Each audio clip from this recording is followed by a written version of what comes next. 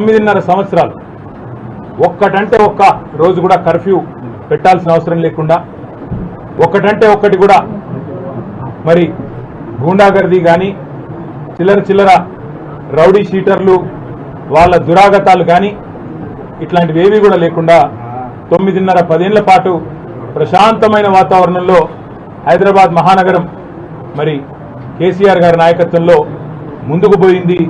అభివృద్ధి బాటలో భారతదేశానికి ఆదర్శంగా నిలబడ్డ విషయం కూడా మీకు తెలుసు. ఈ అభివృద్ధిని ఈ శాంతి భద్రతల పరిరక్షణను హర్షించిన ప్రజలు, హైదరాబాద్ ప్రజలు ఏవైతే ఇక్కడ మంచి సౌలతులు శాంతి భద్రతలు వారికి కేసీఆర్ నాయకత్వంలో అందినాయో అవన్నీ చూసిన తర్వాతనే అటు 2018లో కానీ 2023లో కానీ 2 శాసనసభ ఎన్నికల్లో ఏకపక్షమైన మరి విజయాన్ని కేసీఆర్ గారికి వారి శిష్యులు మా అందరికీ కూడా అందజేయడం జరిగింది.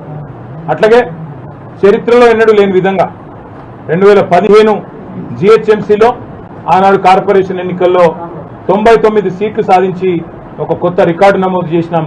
మళ్ళీ రెండవసారి కూడా 2020 సంవత్సరంలో తిరిగి మళ్ళీ గులాబీ జెండానే ఏకపక్షంగా గెలిచి హైదరాబాద్ మీద తనకున్న పట్టును రుజువు చేసుకున్న విషయాన్ని కూడా నేను గుర్తు చేస్తా ఉన్నా.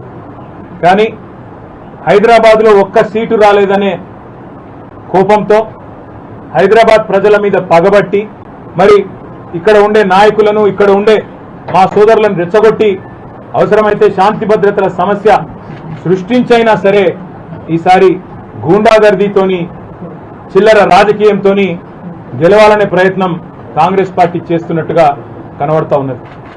నిజంగానే నిన్న మొన్న ఎవరు అంటే నేను నమ్మలేదు. హైదరాబాద్లో పిచ్చి కుక్కలు పెరిగిపోయినాయి, కానీ ముఖ్యంగా మల్కాజ్గిరిలో పిచ్చి కుక్కలు బాగా పెరిగినట్టున్నాయి.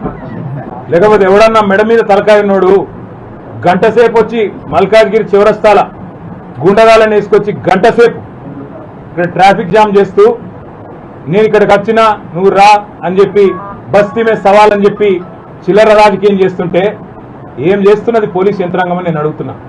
మా ఎమ్మెల్యేలను అరెస్ట్ చేసుడు కాదు, మా నాయకులను హౌస్ అరెస్ట్ చేసుడు కాదు, ఏం చేస్తున్నారు మీరు ఈ గుండాగాళ్లకు నియంత్రించడానికి నేను అడుగుతా ఉన్నా. ఇలా ఒకటే మాట నేను అనేది, అసలు ఏమి అధికారం ఉన్నది కాంగ్రెస్ పార్టీ నాయకులకు మల్కాజ్గిరిలో? ఇవాళ ఇక్కడ ఎమ్మెల్యే గారు బీఆర్ఎస్ పార్టీ నుంచి ఉన్నారు, గౌరవ కార్పొరేటర్లు ఉన్నారు, వాళ్ళందరూ ఏ ప్రోగ్రాంకి పోయినారు? దేవుడికి గుళ్లకు చెక్కులు ఇచ్చే కార్యక్రమానికి పోతే అది కూడా కావాల్సుకొని మీ అడ్డాల పెట్టుకొని ఆడ వీరికి పందలైన మీ అనుచరులను పెట్టి గుండగాలను పెట్టి మా వాళ్ళ మీద దాడి చేయించి ఏం చేయదలుచుకున్నారని నేను అడుగుతా ఉన్న కాంగ్రెస్ పార్టీ నాయకులను, ఈ చిల్లర గుండగాలను. ఒకటి గుర్తుపెట్టుకోండి, అధికారం ఎవడి అబ్బసొత్తు కాదు, అధికారం ఎవడికి శాశ్వతం కాదు. మళ్ళా మా టైం వస్తుంది. ఇవాళ కట్టు బానిసల్లాగా పనిచేస్తున్న అధికారులు ఎవరైతున్నారో నేను వాళ్ళకి చెప్తున్నా, ఇలా రాసి పెట్టుకోండి. రేపు మళ్ళా మా ప్రభుత్వం వచ్చినాక మిమ్మల్ని ఒక్కొక్కరిని ఏం చేయాలో రాసి పెట్టుకుంటున్నాం, చేసి చూపెడతామని చెప్పి కూడా నేను విజ్ఞప్తి చేస్తా ఉన్నాం. మీరు కట్టు బానిసల్లాగా పనిచేసి ఇవాళ మా రాము యాదవ్ మీద 1 కాదు 2 కాదు 7 FIRలు చేసిండ్రు. జగదీష్ గౌడ్ మీద చేసిండ్రు, చిన్న యాదవ్ మీద చేసిండ్రు, మా సబితమ్మ మీద మా కార్పొరేటర్ గారి మీద దాడి చేసి ఇవాళ వారిని కూడా గాయపరిచింది. ఇదేనా రాజకీయం? ఇదేనా హైదరాబాద్ ప్రజలు కోరుకున్నది మీ నుంచి? మీకు దమ్ముంటే చేతనైతే మాకంటే ఎక్కువ అభివృద్ధి చేయండి, హైదరాబాద్లో చేసి చూపెట్టి ప్రజల మనసు గెలవండి. అంతేగాని గూండగాల లెక్క మల్కాజ్గిరి చివరస్తాలో కూర్చుంటాం, వచ్చినాం ఇక రా నువ్వు కూడా అని బస్తీ మీద సవాలని చిల్లర రాజకీయం చేస్తే హైదరాబాద్ ప్రజలు ఎన్నటికీ కూడా హర్షించరు. అందులో ముఖ్యంగా మల్కాజ్గిరి చాలా మంది విద్యాధికులు, విద్యావంతులు దేశంలోని వివిధ ప్రాంతాల నుంచి ఇక్కడికి వచ్చి ఉద్యోగాల కోసం, మిలిటరీలో పనిచేయడం కోసం, ఇంకా వేరే మరి పరిశ్రమల్లో పనిచేయడం కోసం ఇక్కడ వచ్చి స్థిరపడ్డ వాళ్ళు లక్షల సంఖ్యలో ఉన్న ఈ ప్రాంతంలో ఈ చిల్లర రాజకీయం గుండాగర్దీని ఎవరు కూడా సహించరు. అసలు ఎక్కడ ఉన్నది ఈ రాష్ట్రంలో శాంతి భద్రతలు?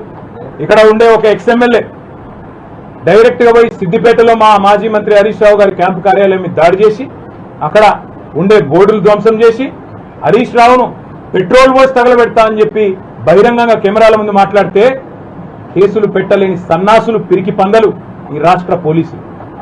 మీరు ఏమో అనుకుంటున్నారు కానీ పక్కాగా నేను చెప్తున్నా, రాసి పెట్టుకోండి.